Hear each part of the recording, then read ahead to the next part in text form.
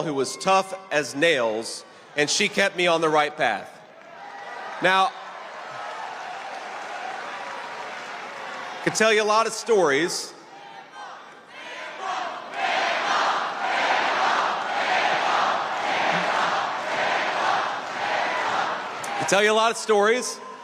But one of my favorite Mamaw stories is when I enlisted in the U.S. Marine Corps. She was very proud of me, of course, but it was a time of war, and Mamaw was not happy that a recruiter had persuaded me to enlist in the Marines. So I remember he came over to our house and started to walk up the steps to her porch, and she said, "Look, if you step one more foot on my porch, I'm going to blow that thing off." And she had 19 handguns at home, so that was not an idle threat. But that strength and that discipline allowed me to achieve my dreams, and things worked out for me because we love our country. It's a great country, and because there are women like Mamaw all over this country making sure kids are able to achieve their dreams. Thank you. But let's be honest, there were some tough times too. And this goes to the point about Kamala Harris's failures. I remember, the reason Mamaw raised me is because my mom struggled with addiction for a big chunk of my early life. And I'm proud to say that she has been clean and sober for almost 10 years now. I'm so proud of my mom.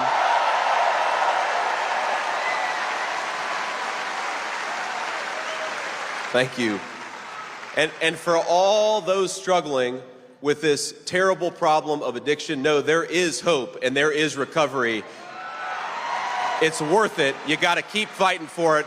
But we support you and we support your dreams for second chances. But it wasn't always that good. Didn't always think that I would get a second chance with my mom. I remember being a kid, waiting at the bedside of my mom, angry that she had taken something she shouldn't have taken, and just praying to God, even though I was so mad, praying to God, please, Jesus, just let her wake up. Don't let this thing be the thing that took her life. And the unfortunate truth, my friends, is that the poison that Kamala Harris has let into this country means there are a lot of kids like me who are not going to have those prayers answered. We're going to remember who we're fighting for. And it's the kids at the side of those bedside tables begging God for their parents to wake up. We're going to make sure that happens. We're going to fight for the people who are struggling in this country.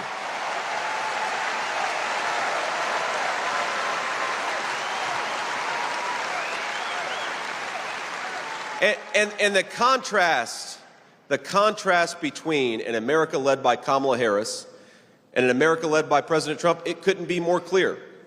Remember, President Trump's vision was closed borders and open factories. Kamala Harris's vision is the exact opposite: open borders and closed factories. Kamala Harris, she wants bigger government that can tell you what to do, and she also wants smaller bank accounts, which I think a lot of us have seen. But Donald Trump, by contrast, delivered record paychecks and the strongest border in history. What an amazing record of accomplishment.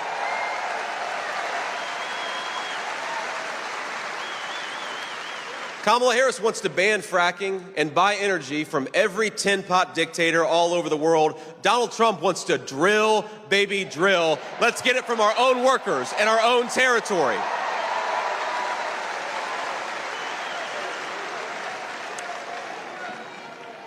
Kamala Harris wants to raise your taxes, and she wants to make it easier for companies to ship jobs to Mexico and China.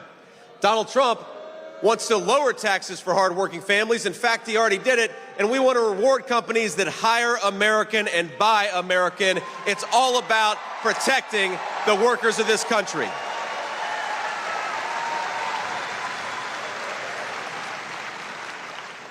Kamala Harris wants to defund the police and let violent criminals out of jail. Donald Trump wants to lock up the bad guys and back the blue, and he did it for 4 years. He's going to do it again.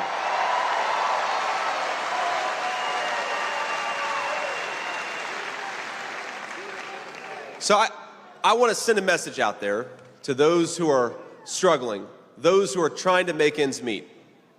If you're scraping by instead of thriving, I know what that feels like. I know what it's like to choose between paying off the credit card or buying groceries. I know what it's like to watch families fall apart under financial stress. I know what it's like to worry that a parent will never kick that habit, and I know what it's like to worry that that habit is going to eventually claim their lives. But I also know that our national motto is "In God We Trust," and God tells us not to despair, but to hope. Hope.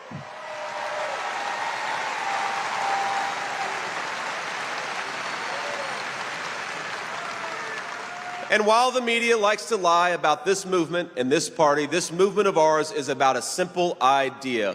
We love this country enough that we will never give up hope, and we will never stop fighting for a better future for everybody, whether they vote for us or not. If you're an American citizen, we love you, and we're going to fight for you. Now, we know that in this election, the best way to give our people hope for the future is to re-elect the guy who already did it and did it very well, Donald J. Trump, the once and future president of the United States. In just a few months, I believe, this state of Georgia is going to lead a great American restoration, a restoration of safety, of prosperity, and yes, of hope. We're going to secure our borders. We're going to kick out the drugs and the illegal immigrants. We're going to rebuild American manufacturing. We're going to bring jobs back to this country, and we are going to buy American, for our people. It's going to start in Georgia. God bless you all. Thank you so much for having me. I'm going to be your next vice president, and we're going to win Georgia and win this country. I love you all. Thank you so much for having me.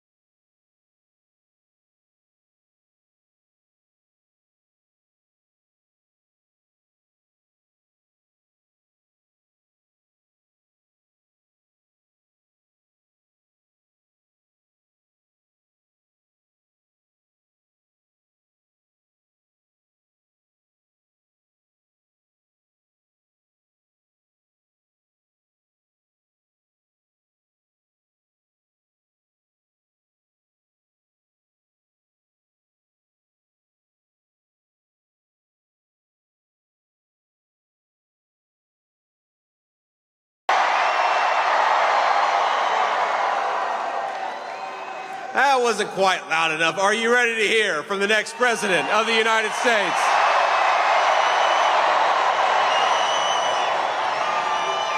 Remember, 8 years ago, Donald Trump had everything: fame, fortune, family, friends. He gave up the easy life so that we could get our country back. He traded everything he had for unjust persecution, for slander and scorn from the fake news, all for this country, for you and me. They couldn't beat him politically, so they tried to bankrupt him. They failed at that, so they tried to impeach him. They failed at that, so they tried to put him in prison. They even tried to kill him. But as sure as the American flag still waves in our beautiful sky, Donald Trump still stands, ready to fight, ready to win, and ready to make America great again. Ladies and gentlemen, please welcome the once and future President of the United States, Donald J. Trump.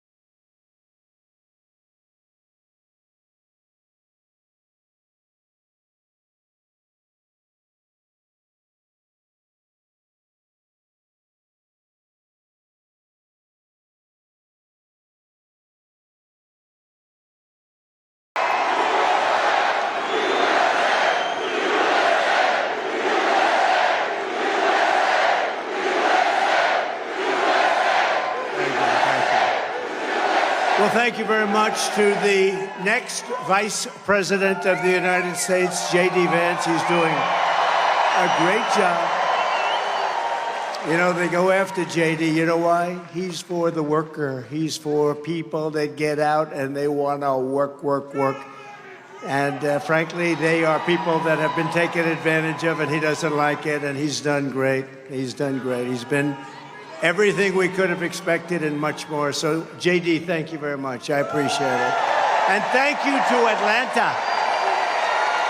I'm thrilled to be back in the great state of Georgia. I love Georgia. With thousands of proud, hardworking American patriots. Crazy Kamala, ultra-left, you know that. She was here a week ago, lots of empty seats. But the crowd she got was because she had entertainers, and it all started to unfold when they started to leave about 10 minutes into the speech. It was very boring.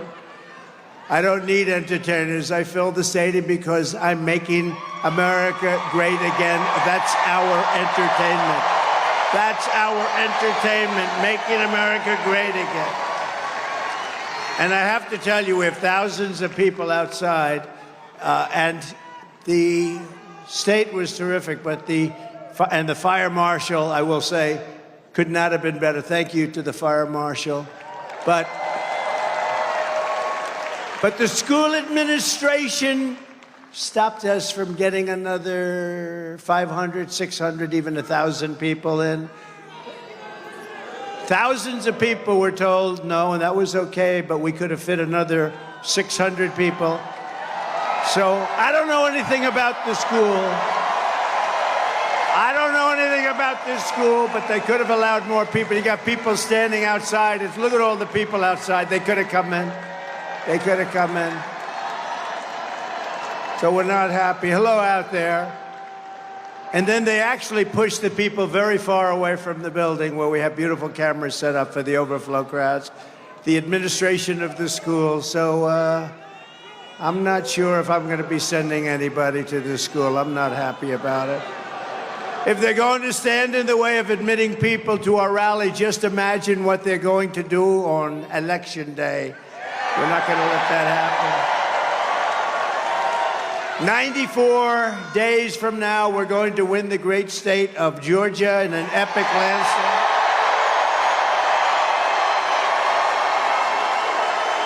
And we're going to defeat crazy Kamala. You know, there's about 19 different ways of saying it. She only likes 3. Biden never even came close. Hamala, Hamala. No, it's Kamala. We're going to evict this radical and incompetent administration from the White House. They're destroying our country. We're going to save our country. We're going to save our country. Yesterday, it was announced that unemployment is surging, with 350,000 Americans joining the unemployment rolls just last month. Tell you what, we could end up in a depression. We could end up in World War III and a depression. How about that? Could happen, too. Under Harris-Biden policies, we now have the highest unemployment rate in 3 years. Just came out yesterday. Even I was surprised. Those numbers were terrible. If Harris wins this election, you will quickly have a Kamala economic crash. You're going to have a crash. You could also have a crash like in 1929, more specifically, because that's where we're heading. When we win, you will rapidly see a brand new Trump economic boom. It's going to be booming like it was 4 years ago. With your vote, inflation will stop. The illegal aliens will be turned back. They're not coming in. We got to stop them.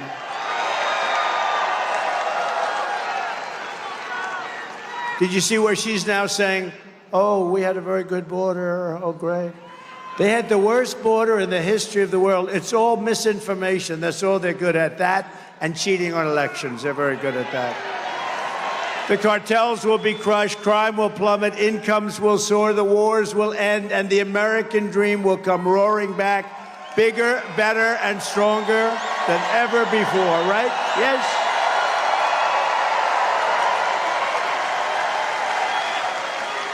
Thank you. But with 4 more years of Kamala, the California socialist, you know, she destroyed San Francisco. Then she destroyed the whole state. Look at what's going on in California. With your family and our country, it'll never recover. If you have any more time with these people, it's already, I'm worried about the next 3 months, if you think about it. These people are grossly incompetent. You'll end up in World War III, I'll tell you.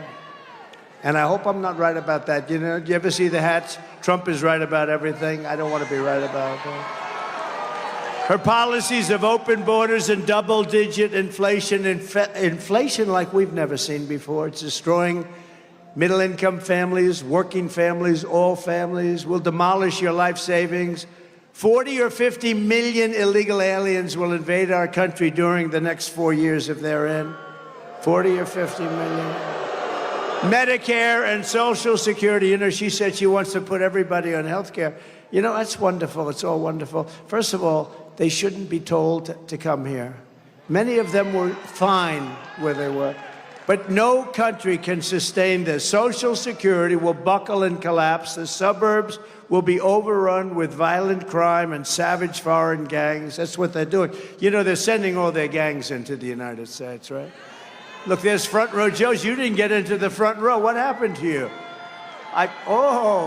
What happened? Thank you. We have front row Joes. They've been to 229 rallies. And then,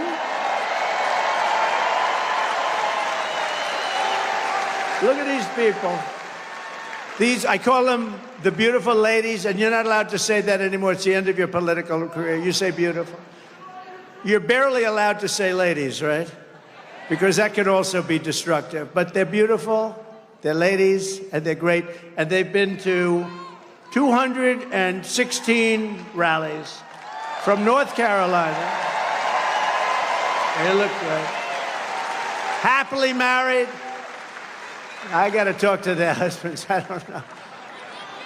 They're way over 200 rallies, and they're incredible people. Thank you very much, by the way. Thank you. Appreciate it.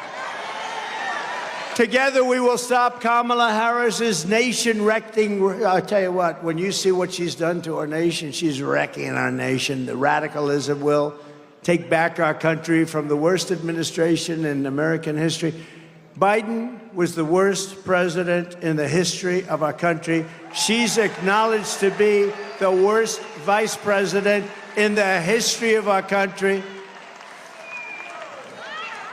She doesn't have a clue. You know, if she doesn't have a teleprompter, she can't even speak. Did you see her the other night? They put a camera in her face. She can't even talk. We just went through 4 years. Let's not go through another 4 years. Can't talk.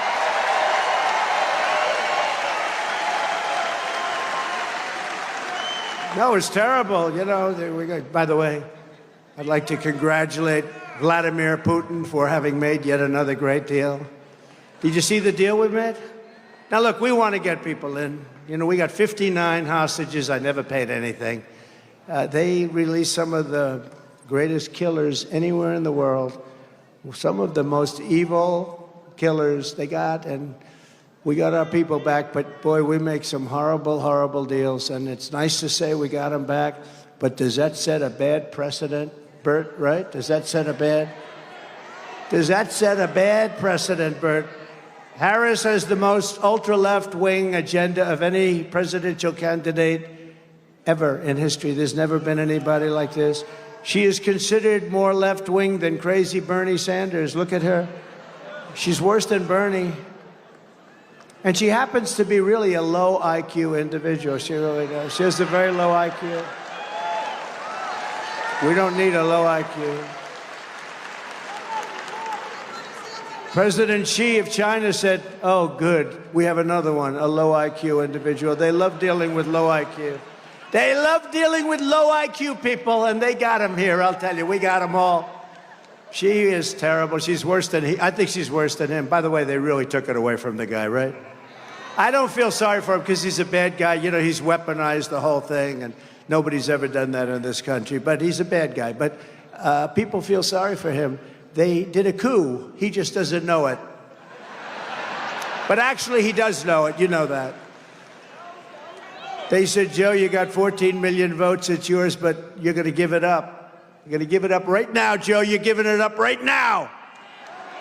No, I'm not. I was elected democratically. I was elected. No, you're giving it up, Joe. We're either going to do it the nice way or the hard way, Joe. You're getting the hell out.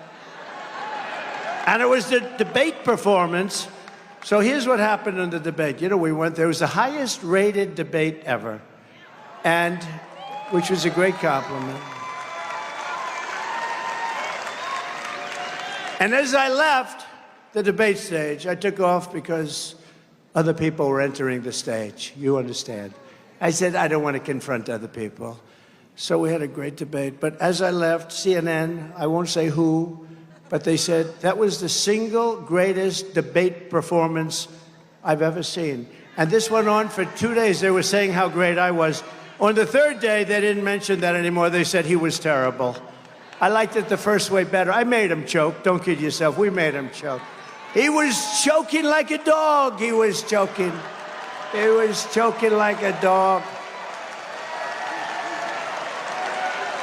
And that was the end of him. I mean, that was the end from that. Then they said, okay, this was a disaster. So then they started doing interviews with people that are, 100% bought. The media, the fake news media, they had some people interviewing him, like George Slopadopoulos. ABC. ABC's one of the worst, by the way. They're all sort of bad when you get right down, but ABC's bad. And they're asking him hardball questions like, where did you stay last night? Did you think you did well in the debate, even though you could? Did you ever see a guy in a debate, they give you like 2 minutes to answer, and you want to use up, you got so much fertility in there, you want to use up every second, and he'd answer a question. You have 92 seconds left. And I kept saying, I'll take them. And he said, you have 92 seconds left. He goes, oh.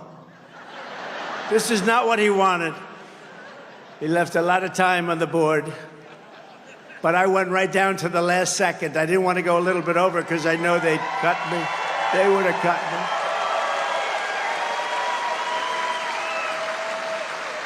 But they were very fair, actually, CNN, shockingly, honestly. They were very fair. They want to do another one. We're doing one with Fox if she shows up. I don't think she's going to show up. She can't talk. She can read a teleprompter. I'd give her about a 6 on a scale of 10, 6. For talking, I'd give her less than a 1. We need people that can talk. Kamala pledged to give free taxpayer-funded health care to all illegal aliens. How do you like that idea? Which will destroy Social Security. She called for the abolition of ICE. Listen, ICE, I know some people here. 2 of them are really tough guys. They're fighters. They're vicious people. They're good, tough people. They don't want to work for ICE. ICE will go into a pack of MS-13 killers and thugs, and for about 2 minutes, you just see fists flying back and forth, and then they stand up and they win, and they grab them, they throw them in a paddy wagon, they get them the hell out of the country, and she's calling them the equivalent of KKK, okay? And she loves deadly sanctuary cities. By the way, all of the things you're hearing now, she's now denying. But the one good thing about the internet, you press a button and you got it. Although they are trying to delete everything. They changed the picture of me from a couple of weeks ago, and they really radicalized it. They changed it, using AI, they changed it. They had all the people on the stage who were angry, and they were smart and sharp and very brave, and they had them all big smiles on their face. Can you believe that? They put the agents, who I have to tell you, say what you want, those people were brave. They were running to me, and the bullets were flying. The Secret Service, they were very brave. They were very brave, I can say. They were very brave. They were running at me, and they knew the bullets were going right over my head. At that point, the first one was not a good situation. Not a good situation. That was really something incredible. That was from God. That was from God. Because the chances, that was from God. For all of you non-believers, that one was for God, right? Boom. That was a close one.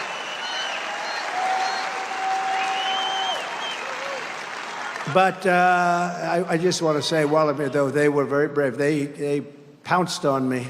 They pounced on me, and I heard those things whizzing over me. They were whizzing, and I have to say that because people take abuse, and there were mistakes made. There were mistakes made, pretty bad ones.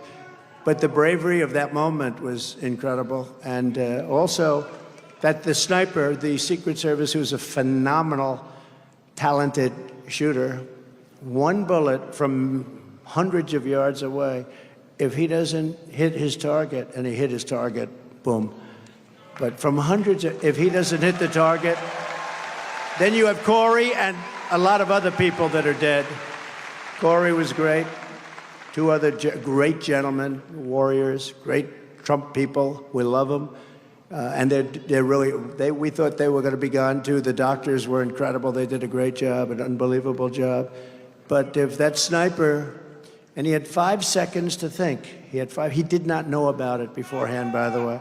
He had 5 seconds. He saw the flash, and he knew what that was. And within 5 seconds, he got off his shot. One bullet, think of it, one bullet.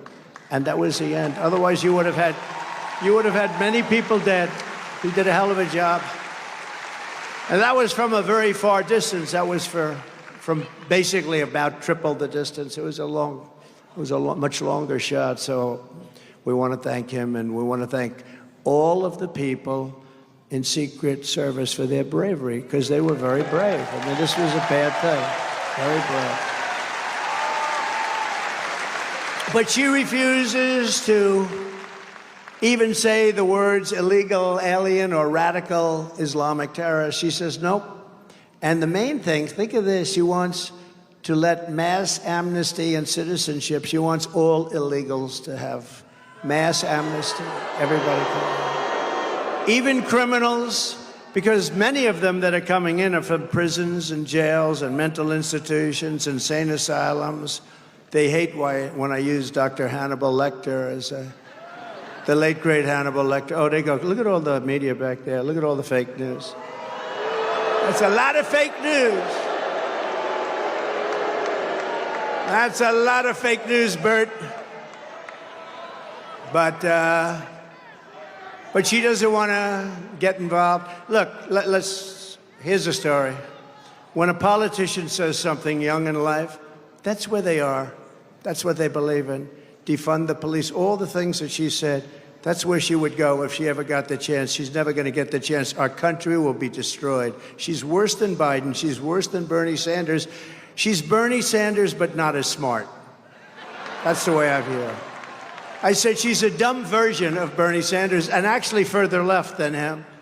She supports mandatory gun confiscation. I'm sure you wouldn't mind that.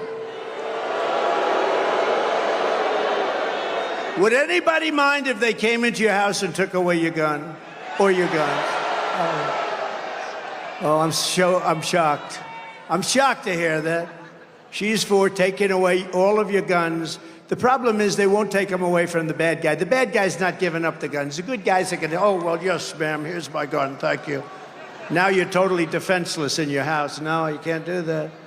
She said that a 70 to 80% tax hike is, quote, a bold idea that should be discussed. Oh, that's nice. She co-sponsored the $100 trillion Green New scam.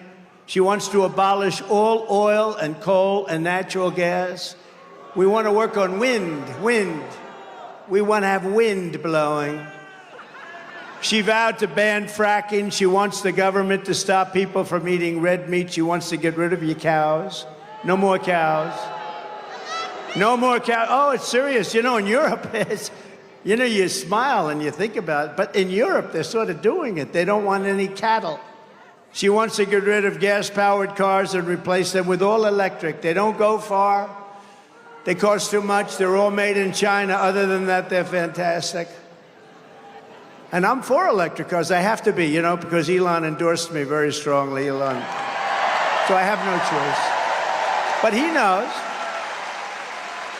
No, I am for him. I'm for him for a small slice is a slice. But you want to have gas-propelled cars. You want to have hybrids. You want to have every kind of a car imaginable. They want to go all electric. And there's no way you can ever load them up. They call them loading them. You can't load them. We're going to have to spend $9 trillion in the Middle West. You saw they built chargers. Now, a charger is a gas pump with electricity come through. Is that good? So it's like for 8 chargers, they spent $9 billion. Is that a good deal? So at that rate, it would be $10 trillion to charge up the country. The whole thing is crazy, right, Mr. Preacher? She wants to get rid of two very special words to me, and I came up with this because I noticed when you went into stores, I used to go into stores, now I wouldn't want to go into stores because they have everything under lock and key. You ever see they have bars up, they have glass up? I don't know how you can do business like that. I'd like to buy a toothpaste, please. Oh, wait till the clerk comes, 25 minutes the clerk. They open this heavy glass armored door. How the hell do you make money doing that? It used to be that if somebody robbed your store, you would be very tough about it, right? Now, Kamala started this. Anything under $1,000, you can do whatever you want. And these guys are sitting out there. You ever see them? They've got paper. Okay, go ahead. Oh, that's over that. Drop that back. Put that. There's no crime if it's less than $1,000. She's the one who started it. She is a lunatic. She wants to get rid of these two very special words. You remember I used to bring it up all the time in 2016. By the way, we did much better in 2020 than we did in 2016, but these are minor details. We did much better. They said, what was the difference? I said, well, we got millions of more votes, as you know that too. But we're not going to let that happen again. Ready? The two words are Merry Christmas. She doesn't want anybody saying Merry Christmas. Now she's denying it, and then they found the tape last night. She's such a liar. She denies all this stuff. She said, I was not the border czar. She was the New York Times has a headline, border czar. She was the border czar. She was the worst border czar. She was the worst czar in history. Kamala's radical ideas belong in a San Francisco commune filled with far-left freaks, but they do not belong in the White House. They do not belong in the United States of America.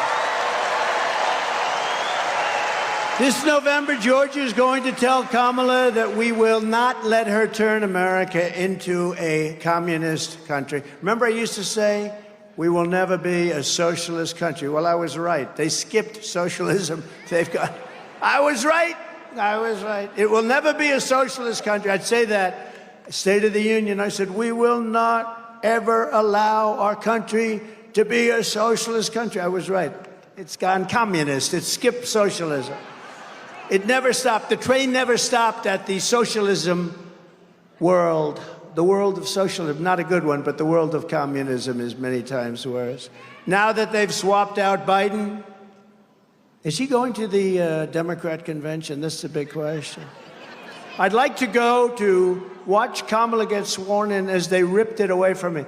They took away his presidency. What do you think, Mr. Congressman? You had a very good speech. Didn't he make a good speech? What do you think about ripping away their socialism there? What do you think about ripping away the guy's presidency, right? No, it's not democracy. Remember the words they use? They are a threat to democracy. They've been saying that about me for 7 years. I think I got shot because of that, okay? People said, he's a threat to democracy. No, I'm the one that is saving democracy. It's true. They're a threat. Thank you. Thank you.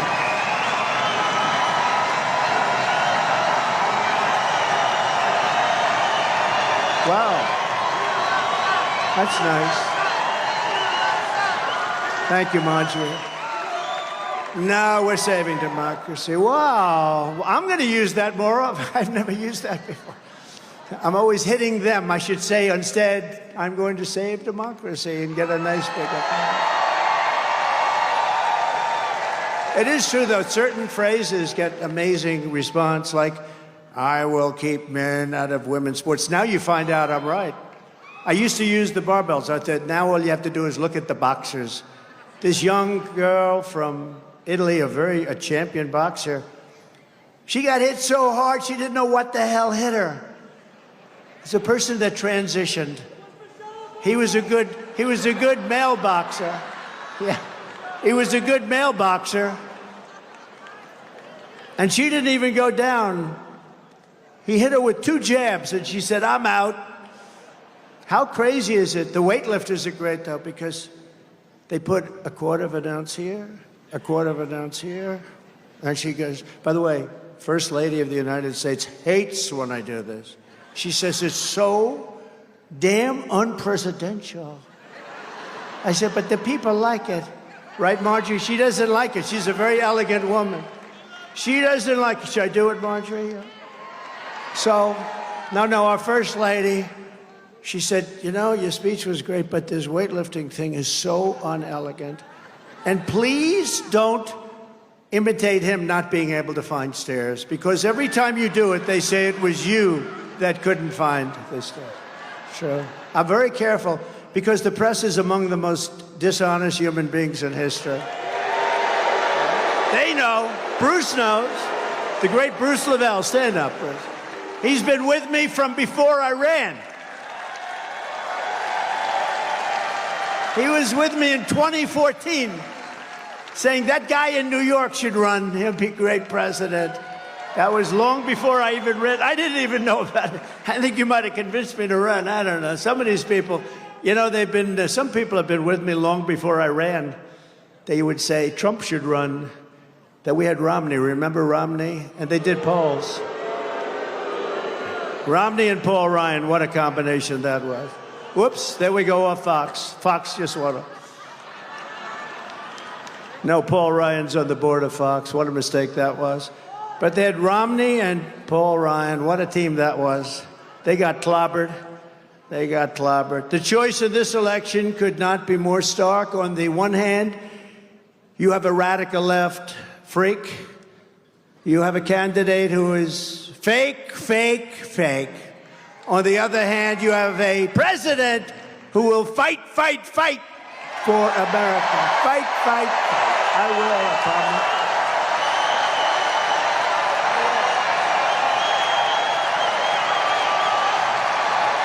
I will.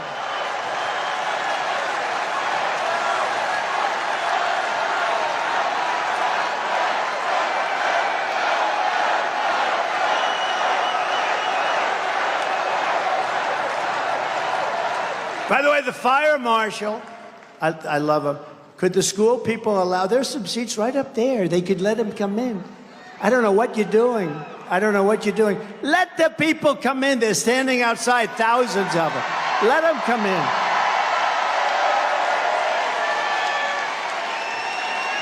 It's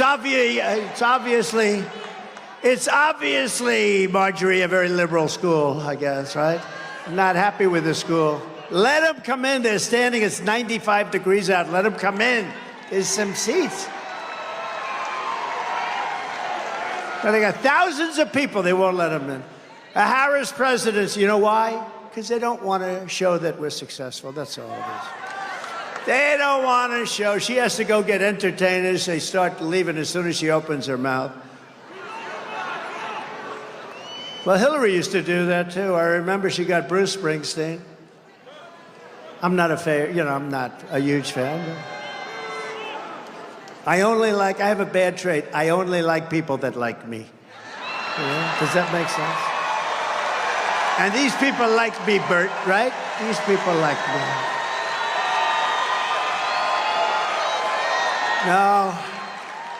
No, Hillary used to do it all the time. She got the idea from Hillary. Hillary got Bruce Springsteen, I'll never forget. And the place was pretty full. Not full like our places are full. And I don't have a guitar. I don't have a guitar, but our places are bigger. We get more people than anybody. I don't care how many guitars they have. You know, in New Jersey, we had 107,000 people come. Nobody has that. Nobody. In Alabama, we had 68,000 people. In South Carolina, we had 82,000 people. That had closed up the whole state. We even did one in the South Bronx in New York. Rough place, but boy, it was love. 25,000 people. It was love. It was love. But I'll never forget that Hillary, and she had, and they were all saying, oh, she drew, 25,000 people or something. Then he finished with the concert. She starts speaking, and everyone's leaving. I said, that's not working out so good. That's not working out, right? But I don't know. You have to be real. If people show up, people show up. But to do that, I don't know, there's something pretty phony about it, but she had somebody. Who did she have? Who was the entertainer that she had, you know? Yeah, that's what I think. By the way, the entertainer couldn't fill the place either. Even with the help of the school's trying to get students, please go, this is embarrassing to us. Please go. No, wasn't Hillary a beauty when I campaigned against her? She said, look at him, just look at those words he uses. He will start wars. No, I had no wars. I got rid of ISIS, 100% of ISIS, but that was already started. I was the one that had no wars, first time in 80 years. In California, Harris was the original Marxist prosecutor. She was in the role of Fannie Willis. Has anybody ever heard of Fannie Willis?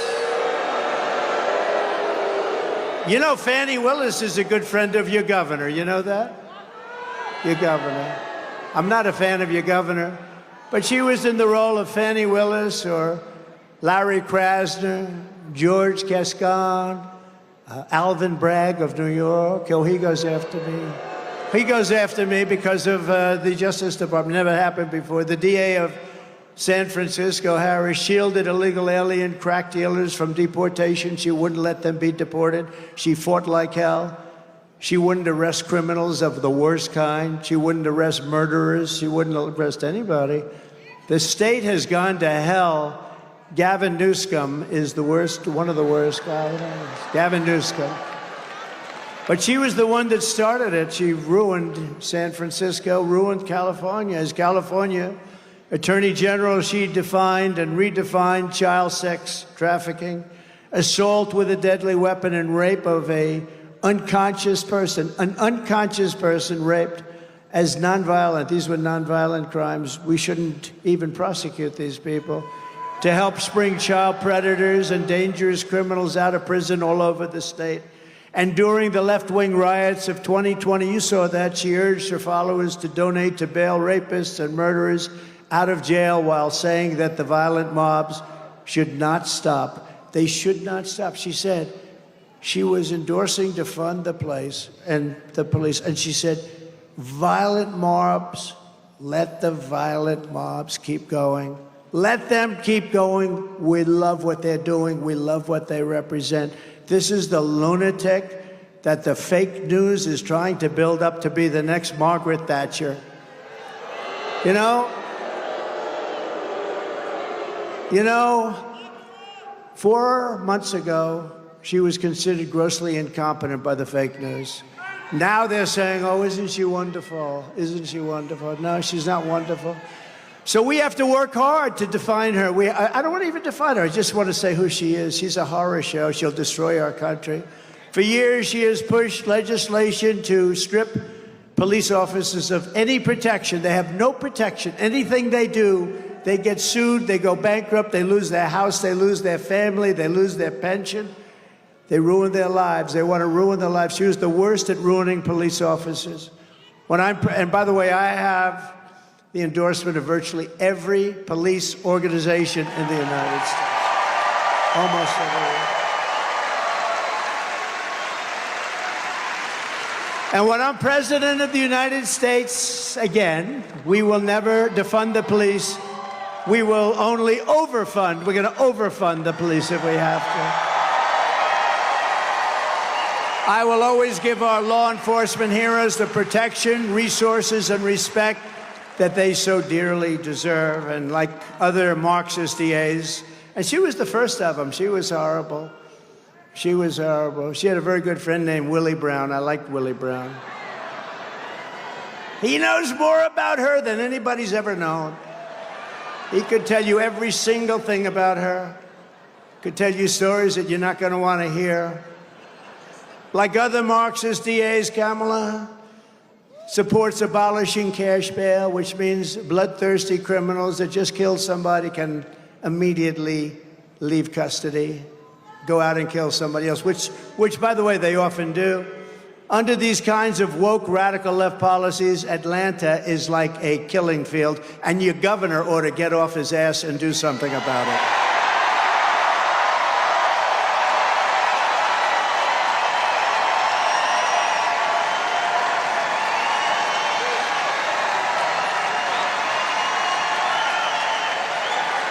Just a few weeks ago, two 13-year-old boys were murdered and an 11-year-old was shot while sitting outside their house in southwest Atlanta.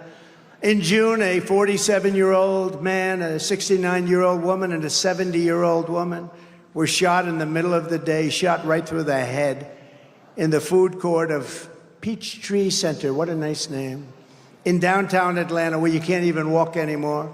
The shooter had been previously arrested 11 times, but they think it was 24 times. He'd gone to prison for assault and armed robbery many times.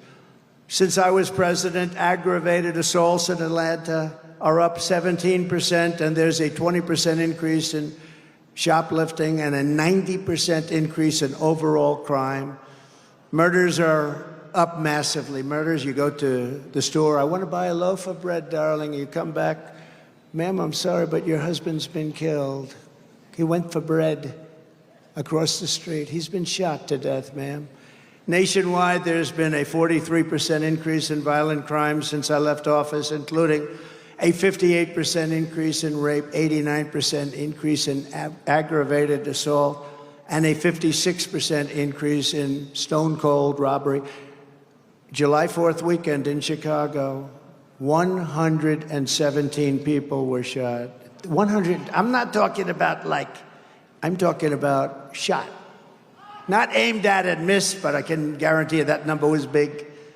But 117 people were shot. Of the 117, 17 died. Many are going to be incapacitated. They're going to be working for the rest of their lives just to move. Many are paralyzed. Many of those people are paralyzed right now. Nobody ever talks about that. So 117 people shot, 17 died, many very seriously hurt for the rest of their lives. If Kamala wins, it will be crime, chaos, and death all across our country. We're going to have just the opposite. You know, it's up to the governors and the mayors to run things, but with Minnesota, which was a disaster, Minneapolis, the crimes. Remember the CNN reporter? This is a friendly riot. Oh, please, I'd rather not use the word riot. This is a friendly get-together. And behind him, the whole city is burning down. Remember that? Remember, it was like the flames were going like for miles. And then he got hit on the knee with something. I think it was a hand grenade that didn't go off. Remember him with the shaved head? Ding, ding, ding, shaved his head. How do I look? Great. Then he goes down, a hand grenade hits him. How do I look, darling? Oh, you look great. They call it the summer of love, remember?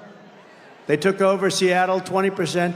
If I didn't have the soldiers ready to go that morning, that Seattle would still be occupied. They actually took over a large percentage of Seattle. Portland, what they did with Portland. You know, I was in the real estate business. I love storefronts, beautiful bronze. I love bronze and beautiful everything. Storefronts, so beautiful. In Portland, you know they have a storefront? Their storefronts have been so decimated, they use old 2x4s with a wooden door. No glass, no windows. It's the worst looking avenue I've ever seen because, and I spoke to people that have shops there, but they don't have them anymore, they've all fled. But the few people that remain, they have wooden storefronts made out of old lumber. And they said, no, anything we put up, including this, will be knocked down the next time, and it happens on a weekly basis. And nobody does anything about it. If I didn't bring out, they knew the military was coming in the next day in Seattle. If they didn't know that, and they fled, they all said, oh, it's about time to get it. You know, when they were doing monuments in Washington, Marjorie knows this, I got an old bill, because I doubt we could ever get Congress to pass one like this. And they were trying to rip down monuments, and then it was Abraham Lincoln. They were going to rip down the monument to Abraham Lincoln. They were ripping down other monuments. They didn't care who it was. They just wanted to destroy a country. And I took this old bill from 1889. Today, you wouldn't have the guts to sign a thing like that, although they should. They should make it even tougher. And it said, if you desecrate or even touch a monument in any way, shape, or form, you go to jail for 10 years, and there's no shortened sentence.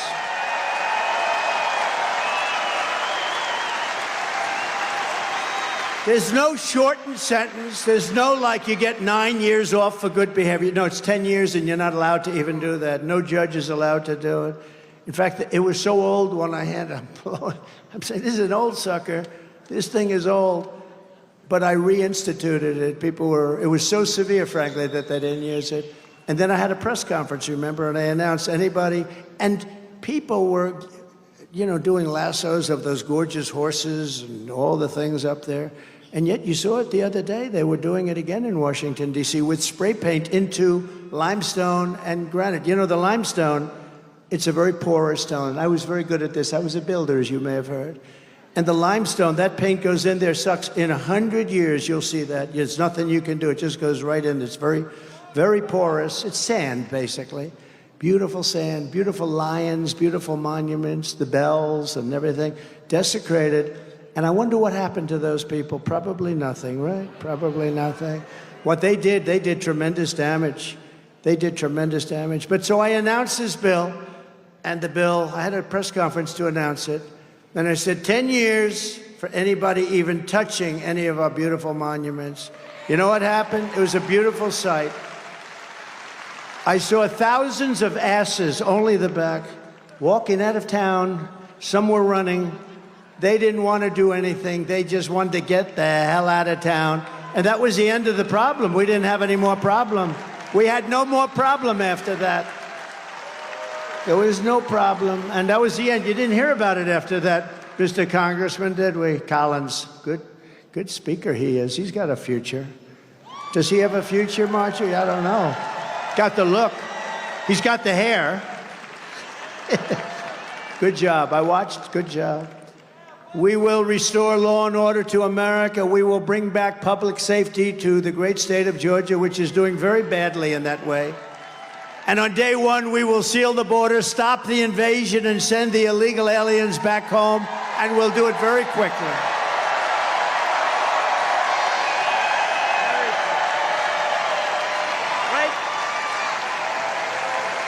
For 3.5 years, Border Czar Harris, and again, she refuses to acknowledge that she was the border czar. She was the worst manager we've ever had, ever. And by the way, all of the people in charge of the border, they've all endorsed me. They said he was the greatest president we've ever had. Tom Homan, Brandon Judd, all of those guys, they've all endorsed me. And they said, she's the worst, I mean, it's hard for them to say that, but, they said there's never been anybody so incompetent. For 3.5 years, Border Czar Harris has allowed terrorists and criminals to pour across our wide-open border. And now she's denying it. You can't fall for it. Disinformation. Deny for a year. We'd never done. Nothing happened. We were great. We were so tough. And some people will start to believe it, They use the word brainwash. Did you ever hear the word brainwash? Mitt Romney's father used that word. It wasn't good when he used that word. It destroyed his career. But they were brainwashed. Some people they hear it over and over again, how bad they were, and they say how great a job they did. They did great, they did great. They say it again and again, and all of a sudden people, and don't forget, it's not their main thing. They're accountants, they're lawyers, they're taxi drivers, they're carpenters, they're electricians. They hear it over and over again. All of a sudden they say, she was really great on the border, wasn't she? No, she was a disaster. She has destroyed our country. We're going to bring it back, but she has destroyed our country. She's incompetent. They're coming from South America. They're coming from Asia. They're coming from Africa and the Middle East, from prisons and jails. They're coming from all over the world. They're not just coming from South America. Everyone thinks, oh, South America, they want to vote in Spanish, and they're going to by the way, we are doing better with the Hispanic population, I think, now than they are. So that's not working out too well.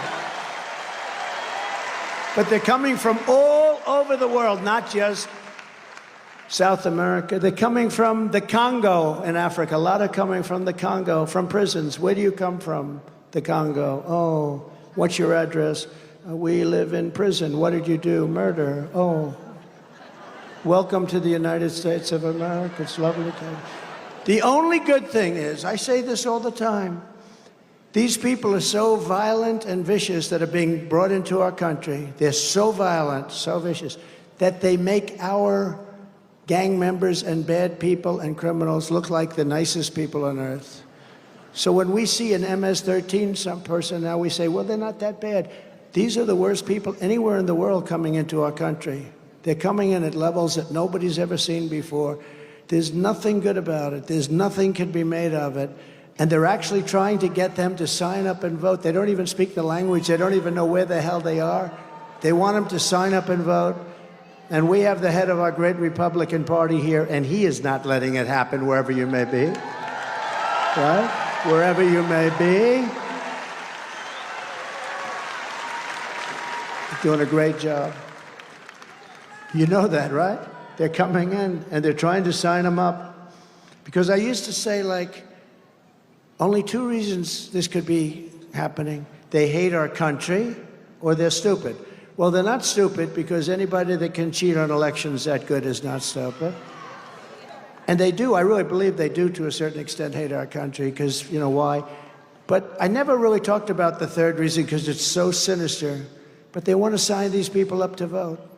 And if they do that, this country is destroyed. We've become a dumping ground for the entire world, and we're not going to take it anymore.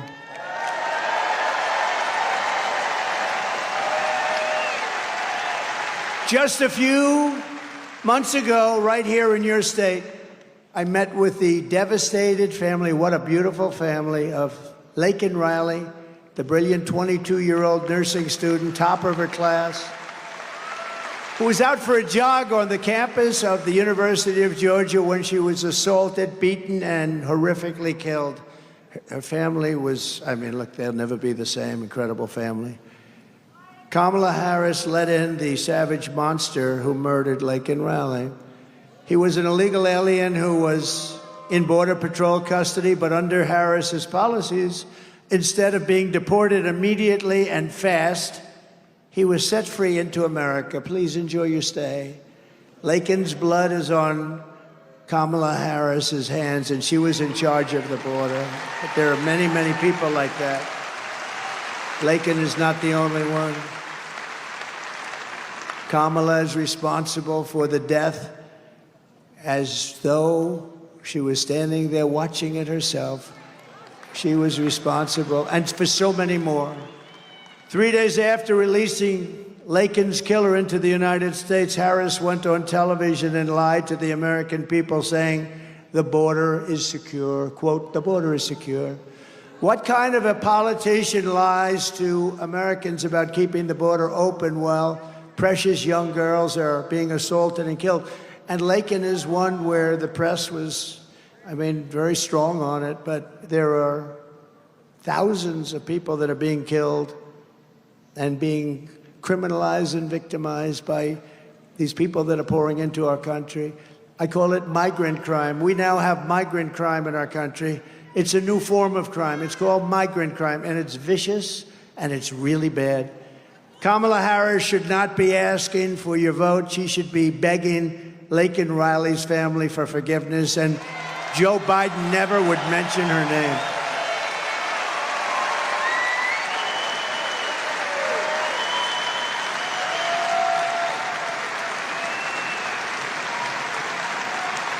You remember when Biden wouldn't mention her name, then all of a sudden, because Laken was really, I mean, that was a big deal. That was a very horrible, just horrific. And he wouldn't mention her name, and then he finally did it, and he called her the wrong name. Lincoln, right? Called her Lincoln. Good coach, Lincoln Riley, good coach. Maybe that's where it came from, but called her Lincoln. And he was so bad, such a bad precedent. Such a bad president, and precedent was set by having him as a president. He was a disaster for this country. You get angry talking about it, because it's almost impossible to believe you can be that bad. You know, people like certain people, and I understand it. They could have different beliefs, different policies. Like Ronald Reagan, he had something special about him. There was an aura, right? I didn't agree with him on trade. I didn't think he was as good on trade as he could have been tougher on trade, but he had something special. They all, you know, but this last group, there's nothing they have nothing.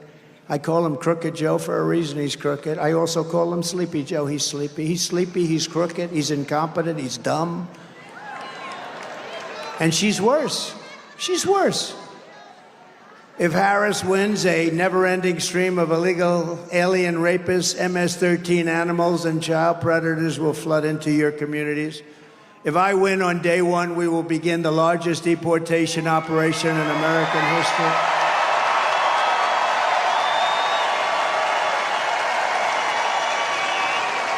Have no choice. We have no choice. No country can sustain this. We have no choice, and we will immediately expel every single criminal that Baltazar Harris has allowed into our country. No country can sustain it. In a recent CBS poll, 62% of Americans support large-scale deportation, and others are saying it's 83%, 85%, including 53% of Hispanic voters because they see what's happening. By the way, the Hispanic voter and me have like this special relationship. I understand them. They're very entrepreneurial, very smart, but they also understand security better than anybody. And they don't want to have murderers released into our country. They don't want, it's very interesting. When I built, I built massive amounts of the wall. The wall was incredible. We built it, and hundreds of miles of wall, and they wanted it more than anybody because it worked. Remember I used to say, two things work. Everything else is obsolete after two. You do a new computer, in about 3 weeks it's totally obsolete. Nobody wants it. Two things have never been obsolete: wheels and walls. Wheels work and walls work. And you have a lot of different things becoming obsolete, but the wheel and the walls work. Harris wants to be the president for criminals and illegal aliens. I will be the president for law-abiding Americans of every race, religion, color, and creed. And it's no wonder the Democrat Party and their thugs are so desperate to stop us. They know that we are the only ones who can stop them. We're the only ones who are going to be able to stop them. Nobody else is going to be able to stop these lunatics. All of their persecution of me is only happening because I am running for president and leading very big in all of the polls. If I wasn't running for president, I could be vacationing next to one of the many beautiful oceans of the world as the waves come in. Beautiful, but it's boring. I'd rather be with you, figuring out this mess that we've gotten ourselves into.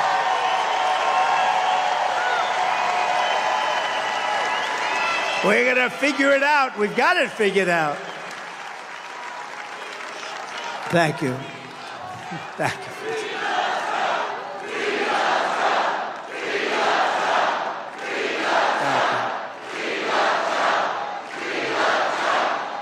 Thank you very much. Now we have two things we have to do.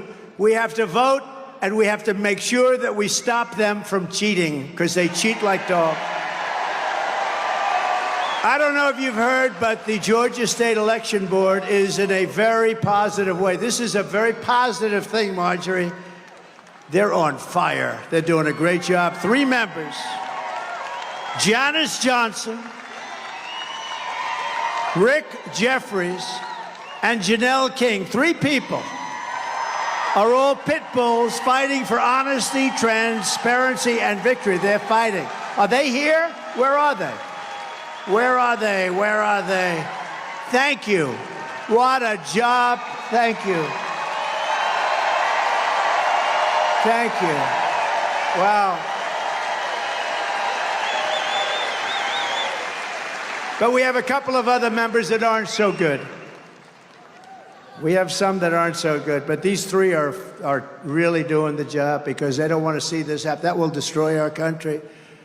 They just passed a rule for Georgia elections requiring that 3 people at each precinct independently count the total number of ballots before certification.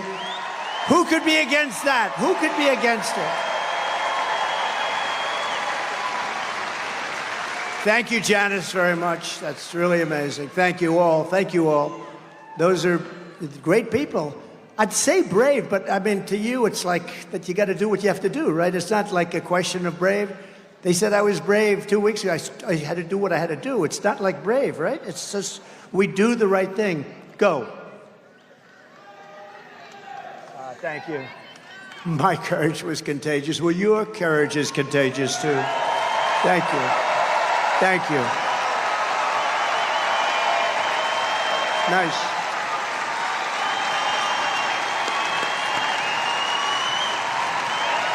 It's amazing. People want it. That's what they want. Thank you, Janice.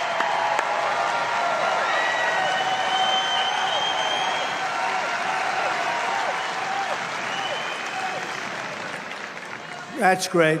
And those three people are incredible. Let me give you the bad news. It's that for whatever reason, Brad Raffensperger and Brian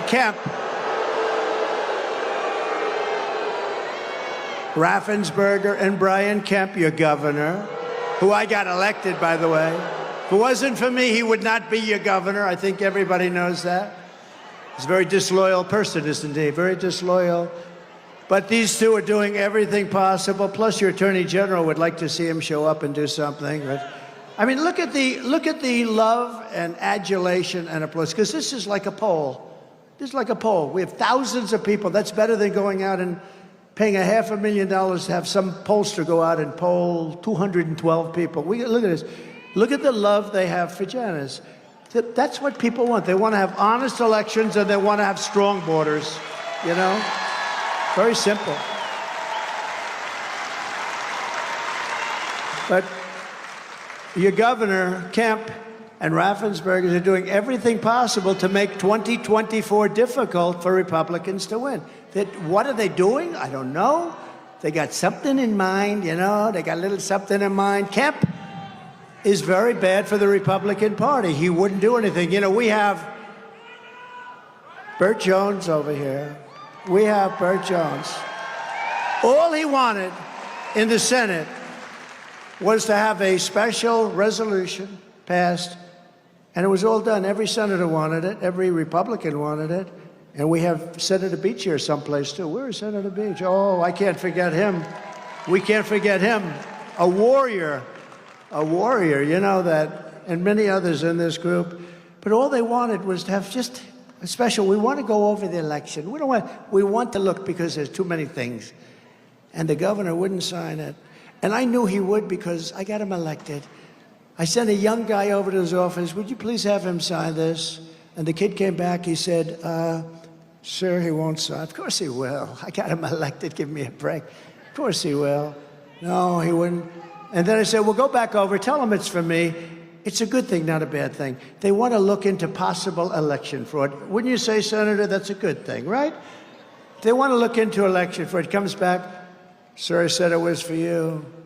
This was a few years later, after I won him the election. Don't forget, I endorsed him, and you had a very good man, Casey Cagle, your lieutenant governor. He was going to win easily. And David Perdue, where's David? I love David, but that was his only mistake. He said, sir, would you endorse a friend of mine, Brian Kemp? I said, who's Brian Kemp? He said, he's a friend of mine, sir. And Sonny came too. This was probably the only mistake of David's life. That was a beauty, David. Thanks, David, I appreciate it. And I endorsed this guy. He was like way down on the list. He was doing terribly. And he immediately, you know, my endorsement means a lot, and I'm very careful with it. And I endorsed him, and he won in a landslide. And then he said, I can't beat Stacey Abrams. I can't beat her. She's going to be too tough. And she felt that too, by the way. She still feels it. You know, she's constantly saying she won the election. She can say it, but I'm not allowed to say it. I'm not allowed to say it. And Michaela, I love you, Michaela. I'm in love with Michaela. Please explain that to Melania. Please explain that to our First Lady. You're fantastic. Now, you are a special person. But I endorsed him, and then she said, I can't beat Stacey Abrams. He said that, and his wife said it too. I said, well, you won the nomination, so let's do some big rallies. And I did them out at an airport, massive rallies, 55,000 and 52,000. There may have even been a third, I don't know. I remember 2 monster rallies. And I said, you're going to win. He said, I don't think so, sir. I said, no, you're going to win. I'm telling you, I can tell the vibe of the people. I'm like, I think, David, 287-0 in the last 12 months with endorsements. People respect my endorsement, and I respect them, and I love them. I love them. But so I did these two big rallies, and he won. He did win. He won by like 2%. And his wife looked at me and said, "Thank you, sir. We'll never, ever be able to repay you for what you did. You got my husband the nomination, and then we beat somebody who was unbeatable." You know, she was, in theory, unbeatable. She was the hottest politician in the country at the time. Democrat politician, I would say I was hotter because I was president. So I was hotter now. I'm only kidding, Marjorie. I'm only kidding. Although maybe I'm not kidding, actually. No, she was like the hottest, certainly the hottest Democrat politician in the country. And she was going wild for years. She's still going wild. She can't even believe it. But I got him by doing massive rallies. And I really worked hard. He's the most disloyal guy I think I've ever seen. But think of the wife. "We can never repay you for what you've done, sir. We could have never won." And now she said 2 weeks ago that I will not endorse him because he hasn't earned my endorsement. I haven't earned her endorsement. I have nothing to do with her. Somewhere he went bad. And you know what? Your numbers in Georgia are very average. Your crime numbers, your economic numbers, all of your numbers, you're very average. You can do a lot better, and you'll do a lot better with a better governor. You can do a lot better, just so you understand. But I don't want her endorsement. I don't want his endorsement. I just want them to do their job for Georgia. And you know what? He's the governor. He ought to support his Republican Party, because if he doesn't have his Republican Party, I could tell you where he came from, and it wasn't good. And you have a great leader of the Republican Party right here. Stand up, please. He has done an unbelievable job. And he has to work like hell with a governor that doesn't help him. And Raffensperger ought to make sure that the vote is honest. And they don't want the vote to be honest. In my opinion, they want us to lose. That's actually my opinion. And we can't let that happen. Because if we lose Georgia, we lose the whole thing, and our country goes to hell. Because we can't have her be president of the United States. She's grossly incompetent. And we can't let that happen. They're the ones, don't forget, who got Fani Willis and her lover boy boyfriend all jazzed up. This guy, the governor, you know what? She's an embarrassment to the state of Georgia.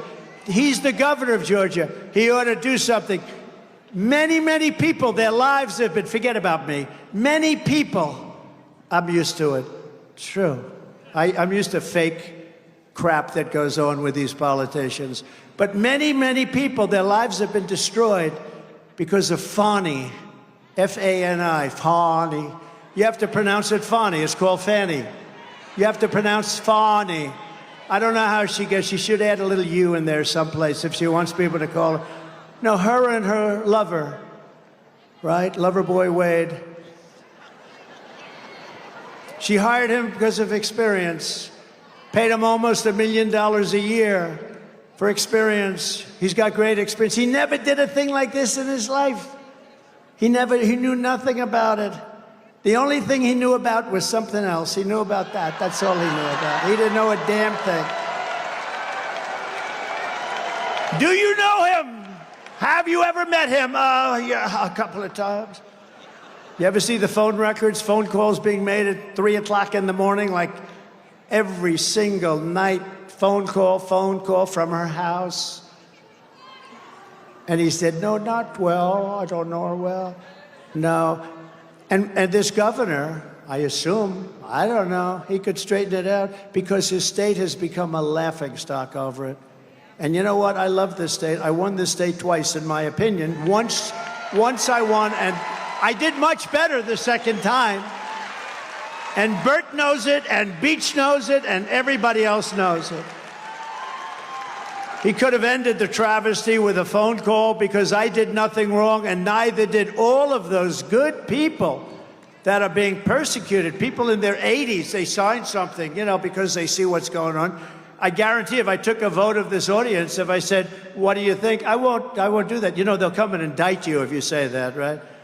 Now, they can say it. Stacey Abrams can say that she won the election is fine. But if we say we won the election, and we did, that's not fine. We can't do it. Hillary Clinton is still complaining about the election, even though she called me up that night and conceded.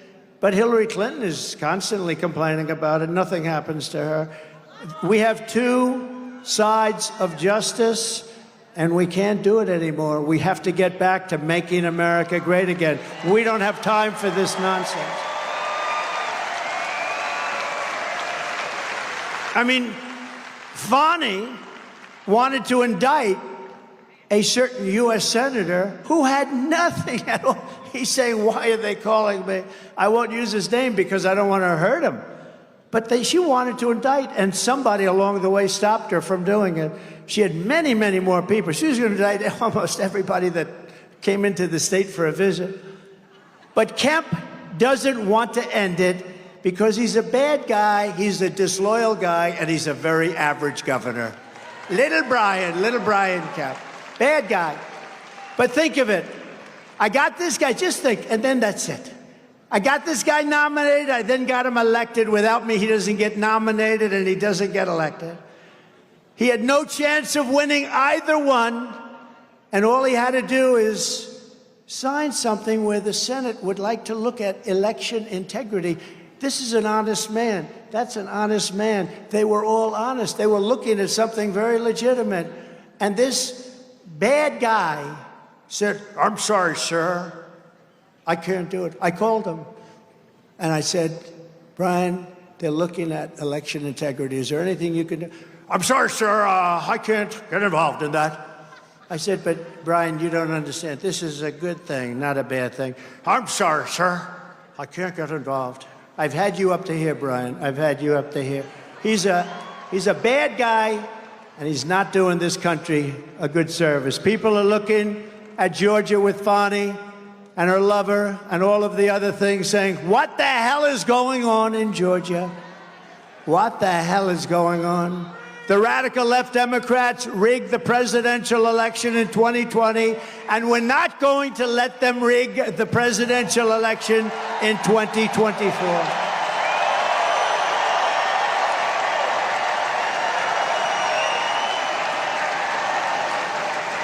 Every time the radical left Democrats, Marxists, communist fascists indict me, I consider it a great badge of honor. I do. Because I'm being indicted for you. You know, my father and mother are looking down. They were great people. They're saying, my son got indicted like 4 times. Al Capone didn't get indicted 4 times. He would kill you if he didn't like your look. If you looked at him in the slightly, that's a nice shirt.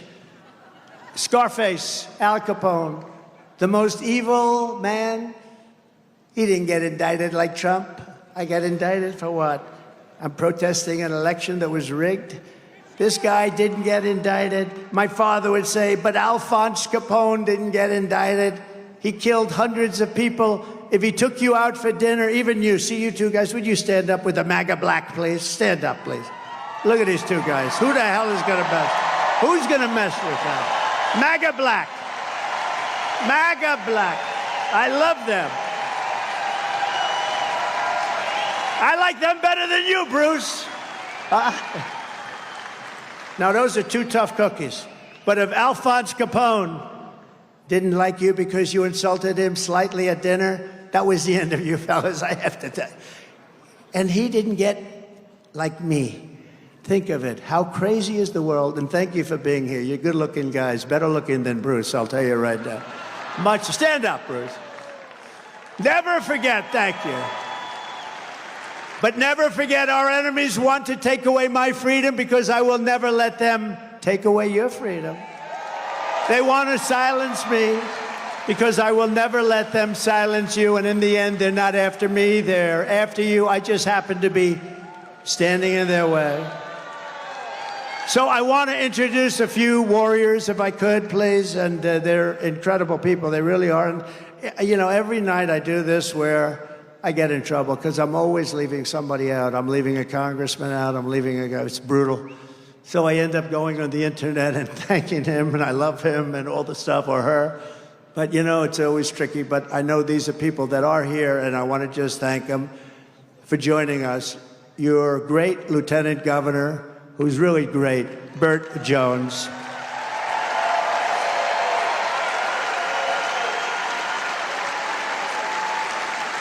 And his father is here. You know, his father's a legend he's a legend, literally, in Georgia as an incredible politician. And then he left. He didn't lose. He left, and he went into business, and he's been tremendously successful. He really is a legend.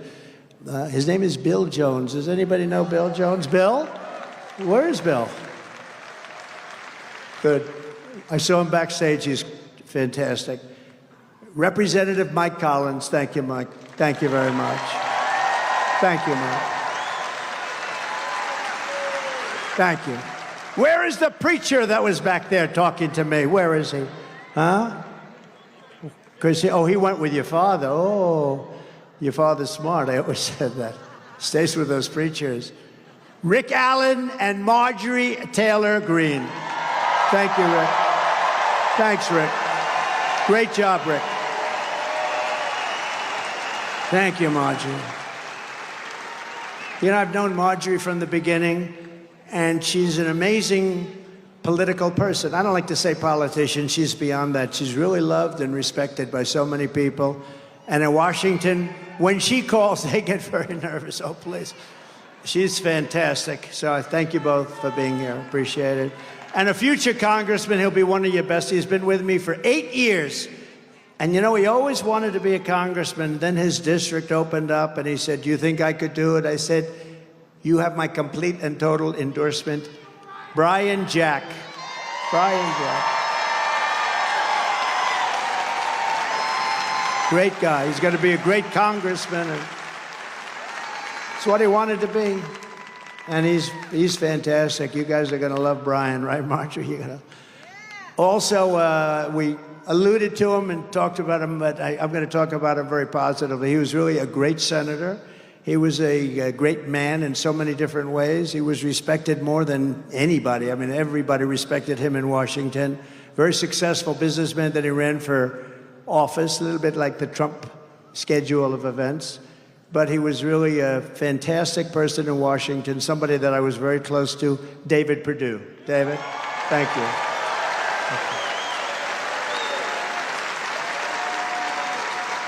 Doug Collins, will you stand up? Come on. How good was this guy?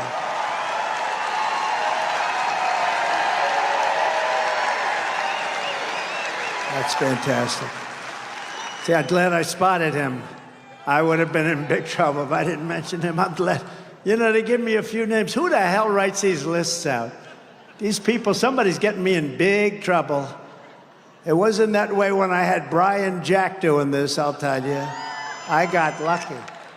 And I see somebody that I know very well, one of the truly great members of the Martin Luther King family, one of the greats. Will you please stand up? I didn't see you.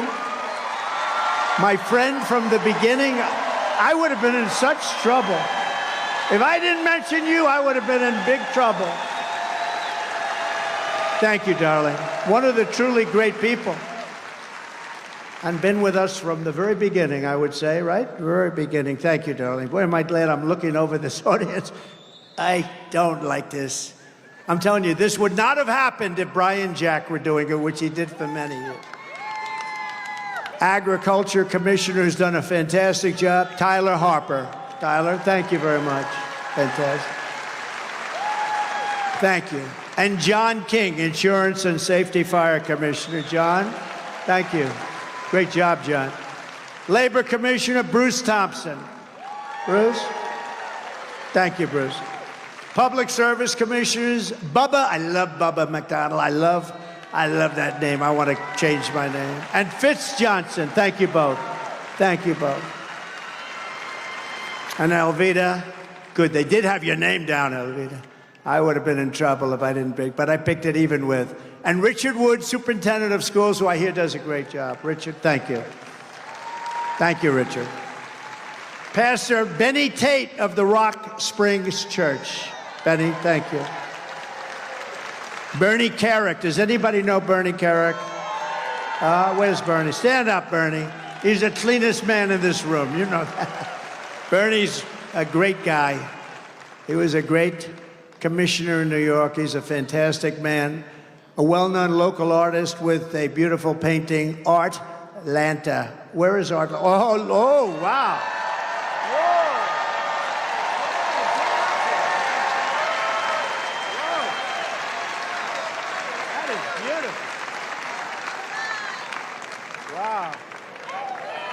That is beautiful. I wasn't going to bring him up. Then I saw the painting. I said, come on up, because maybe he'll give it to me. Wow. Come on up. That's okay. Come on.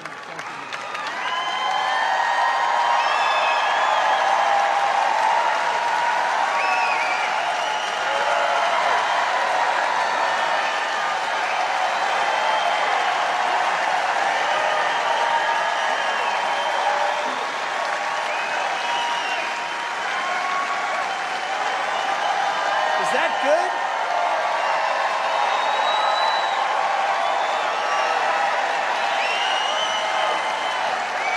Wow. All right, thank you very much.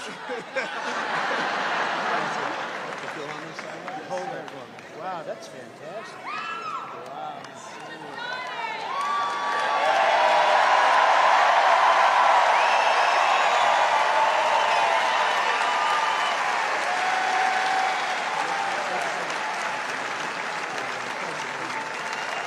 Wow. Oh.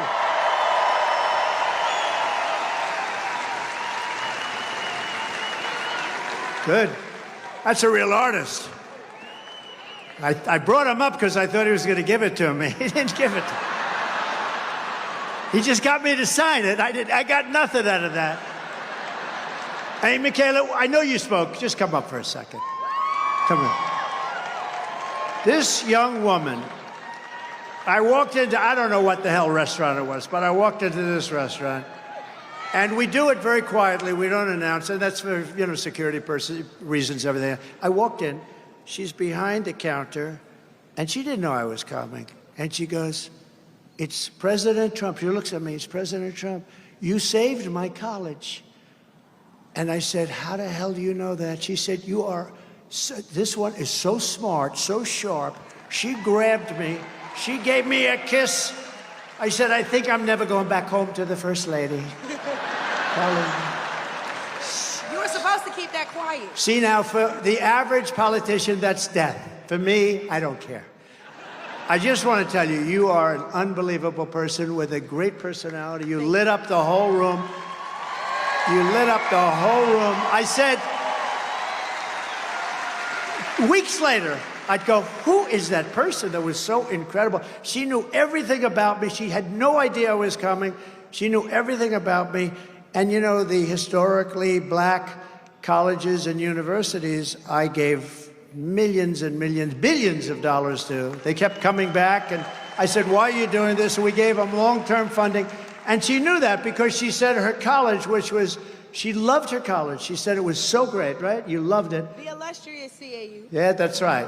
She loved her college, and she said, you saved my college. What was your college? Tell them. The illustrious Clark Atlanta University.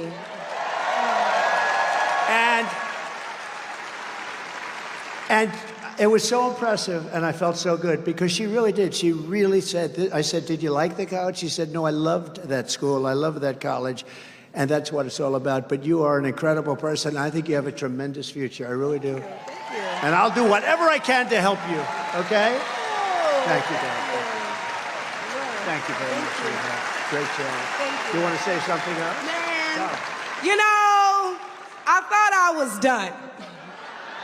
But I do want to add on to some of the remarks that were made by others, and we do need to do our best to get the message out there. The fight is nothing if all we do is talk about it amongst ourselves. So with that being said, since you said you'd help me, shameless plug, if y'all need anybody to knock doors, make phone calls, wave signs, get people out to the polls. Call me at Conserve the Culture. Because not only do I mobilize the HBCU students so that they may get this message, but I'm the best person when it comes to black engagement in the black community. And nobody needs this message more than my folks. So do y'all care for real? Are y'all with us for real? ConserveTheCulture.com for any and all inquiries. Y'all can follow me at Miss Kayla, baby. I'm going to give it back to Big T.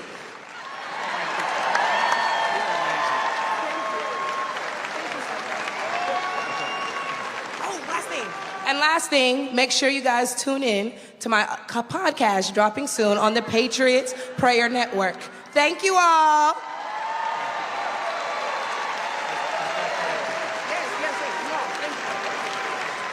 She's great. Thank you. That's a great person, great woman. Thank you very much. Thank you very much. From the moment we take back the White House from Kamala and Crooked Joe, and he's crooked as a $4 bill, I believe we're going to have the 4 greatest years in the history of our country. Starting on day one, we will end inflation and make America affordable again. We're going to make it affordable again. Thanks to Kamala Harris's tie-breaking vote here in Atlanta, you suffered the highest inflation of any city in the country last year. Good job, Governor. Great job, Governor.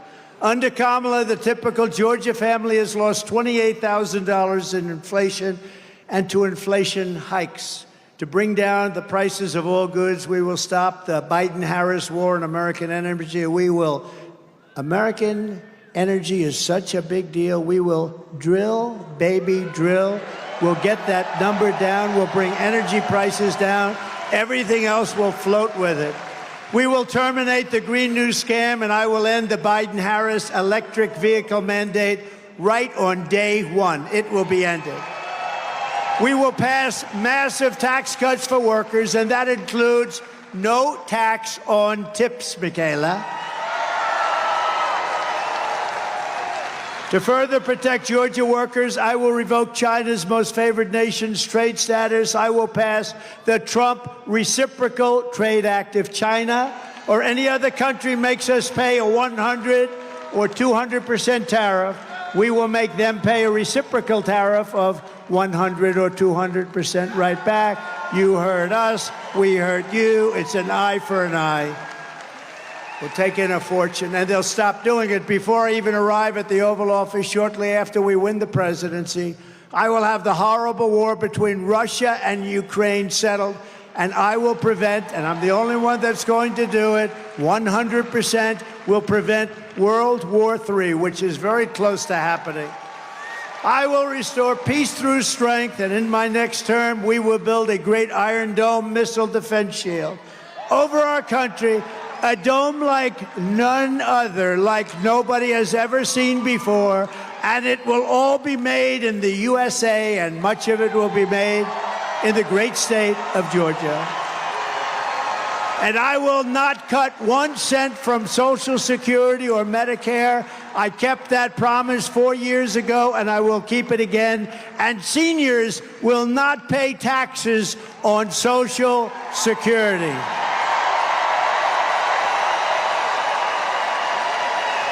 We are going to rebuild our cities into beacons of hope, safety, and beauty better than they have ever been before.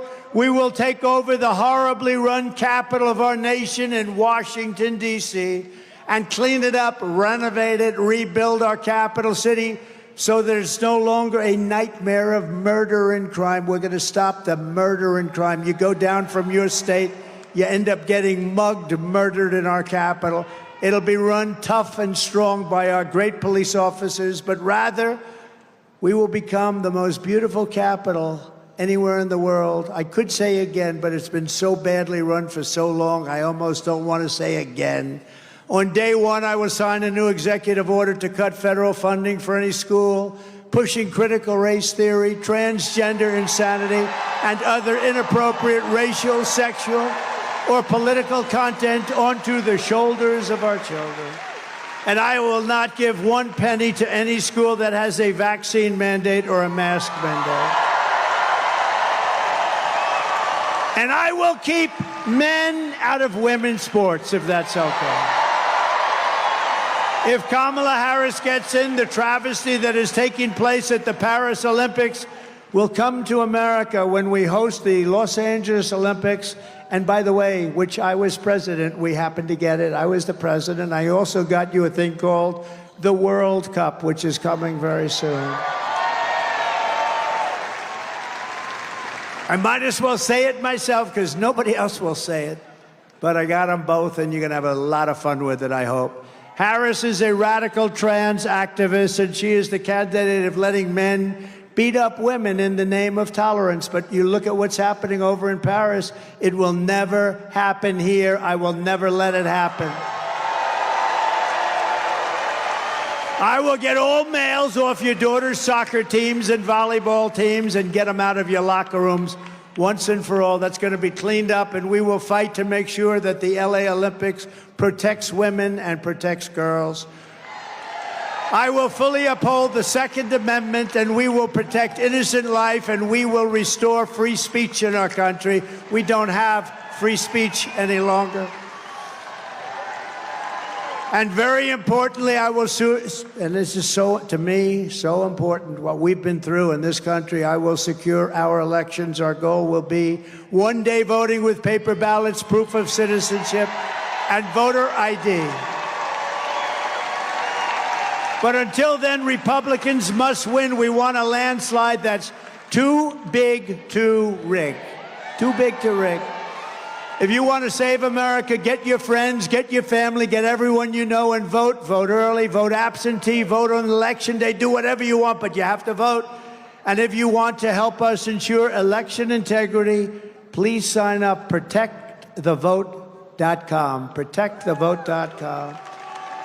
So, in conclusion, from Marietta to Macon, from Savannah to Columbus, from Augusta to right here in Atlanta, we inherit the legacy of red-blooded American patriots who gave their blood, sweat, and tears to defend our country and defend our freedom.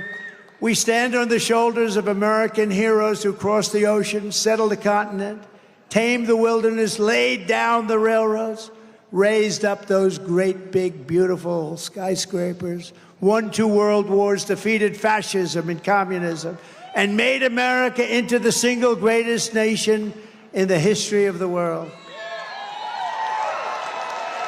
But now we are a nation in decline. We are a failing nation. We are a nation that has lost its confidence, lost its willpower, and lost its strength. We are a nation that has lost its way. But we are not going to allow this horror to continue.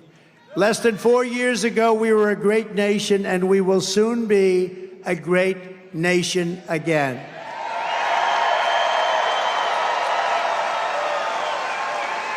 With our leadership, every disaster Kamala Harris and Joe Biden have created can be fixed, and it will be fixed very quickly. Every problem can be solved, and every wrong can be rectified. By this time next year, America's borders will be strong, sealed, and secure. Inflation will be in full retreat. Our economy will be roaring back. It's going to be roaring back. Optimism will be surging. The American dream will be thriving again for citizens of every race, religion, color, and creed. Law and justice will reign all throughout our land. Freedom will be restored. The flame of liberty will be burning bright.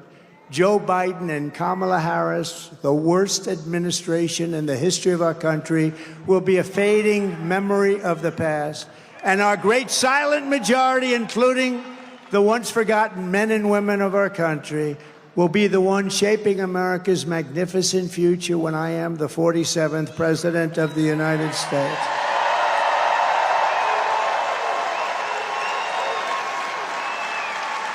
Because we are all Americans, and together we will show November 5th to be the most important day in the history of our country.